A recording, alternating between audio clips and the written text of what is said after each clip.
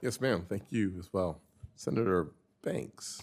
Mr. Chairman, I want to thank you for having this hearing. This is such an important topic, and I've learned so much. So I appreciate everyone who's been here today. The price of a typical home in Indiana has gone up 60% in 5 years. And I think, Mr. Chairman, that what we're talking about today, how much home ownership is linked to the American dream, this is fundamental to why we're here and what we're here to work toward. And that's why I think this hearing is so important. Dr. Glazer, you've studied and written papers on the differences between building a home and buying an existing home. And I wonder if you can unpack some of your findings. What does it mean for the future of the American dream when as that gap between the two changes? What did it used to be? What is it now? Maybe I'm not making enough sense, but there's a divide there that's changing rapidly, and I wonder what that means. Thank you, Senator. That's a wonderful question. It gives me a chance to sort of talk a little bit about some of the basic evidence about how we know how powerful zoning is. So the basic logic of economics is that if you have a relatively competitive market, the price of what it costs to buy something should be close to what it costs to make something, right? Otherwise, more competitors are going to come in, and construction is a really competitive industry. But increasingly, about 20 years ago, a body of evidence that I was involved with primarily documented a growing gap between how much it costs to buy and how much it costs to build.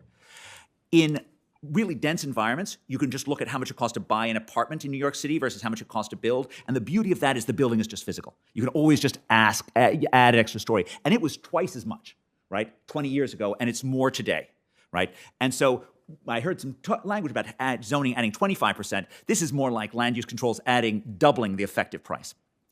In lower density environments, it's a little bit harder because you've got to price the land and you don't actually often know that. But one of the tricks that we have is that we can compare how much an acre is worth if it extends an existing lot versus how much an acre is worth if it sits under an existing lot. And the answer is, in many of our environments, it's 10 times more valuable if it sits on an existing, under a house versus extends an existing lot.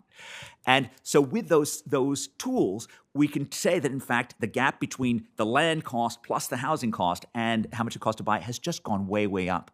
And that's a way that we know that, it's one of my favorite ways to knowing that land use regulations are really playing an outsized role of this. Now, I think of Indiana as being typically a place where, it is relatively easy to build. But it is clear that places where I once thought it was easy to build are becoming harder. And as it becomes harder, that wedge between buying costs and building cost has just expanded. What's healthy? What do we want that gap to look like? I'd 20% for land costs, 25% for land costs. You point to a year or a time where there was a healthy gap between building and buying? Oh, well, Senator, for most of the time when we started working, it was actually typically less expensive to buy than it was to build in most of America. And the reason for that is, houses, as has been mentioned before, houses depreciate. And so the new houses that were being bought are actually at a premium. So building a house was actually more expensive than it was to buy a typically used house. So typically it was negative. That would be a fantastic thing to get back to that, where it actually costs more to build than it does to buy the typical home. I think we understand why. It's zoning and regulations and those issues that are driving it. One other question I had for you.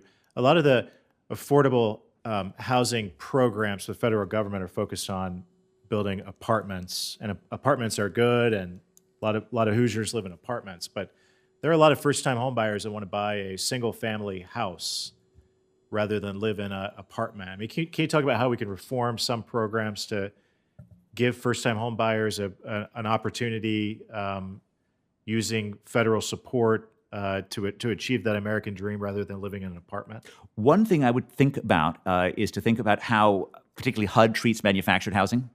I think there are some very exciting things that are going on in manufactured housing. In fact, there are exciting things going on in the state of Indiana in manufactured housing. The city of Chicago is actually looking to source its manufactured homes for public housing from Indiana, in fact, from an Indiana producer.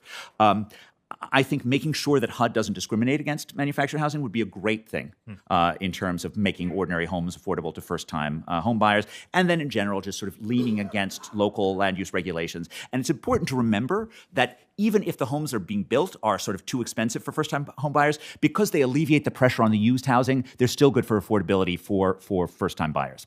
Really helpful and interesting. Thank you very much. I yield back. Thank you, Senator. Thanks, Senator Banks. Appreciate that. Senator Warnock.